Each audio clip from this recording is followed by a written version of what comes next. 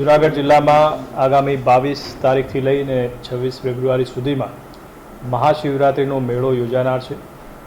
આ મેળાની તૈયારીઓ વહીવટીતંત્રે લગભગ 1 મહિના પહેલાંથી શરૂ કરી હતી। મોટાભાગની તૈયારીઓ છે એ પૂર્ણ કરી દેવામાં આવી છે। આજે તમામ જૂનાગઢ જિલ્લાના પૂજ્ય સાધુ સંતો, વિવિધ અખાડાઓ, અન્નક્ષેત્ર અને વિવિધ NGO સાથે સાથે અધિકારીગણ સાથે બેઠક યોજવામાં આવી। આમાં જે પણ અમને સૂચનો મળ્યા છે એ સૂચનો ધ્યાને લઈ જરૂરી કાર્યવાહી થઈ રહી છે। ઘણામાં કાર્યવાહી પૂર્ણ પણ કરી દેવામાં આવી છે। આ મેળામાં જે ભાવિકો આવનાર છે એના માટે લગભગ 200 જેટલી બસો GSRTC તરફથી ગોઠવવામાં આવી છે અને જૂનાગઢમાં બસ ડેપોથી લઈ અને ભવનાથ ક્ષેત્ર સુધી જવા માટે 70 જેટલી મિની બસનું પણ આયોજન કરવામાં આવ્યું છે।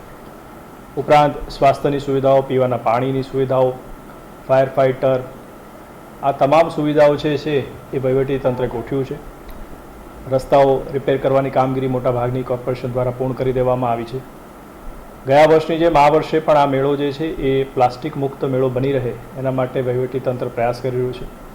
આથી આપના માધ્યમથી હું તમામ જે ભાવિકો છે એમને આ મેળામાં વધારવા માટે આમંત્રણ આપું છું, પરંતુ સાથે સાથે આ પ્લાસ્ટિક મુક્ત મેળો બની રહે એના માટે પણ સહકાર આપવા માટે આપના માધ્યમથી સૌ ભાવિકોને મારી નમ્રભરી વિનંતી છે।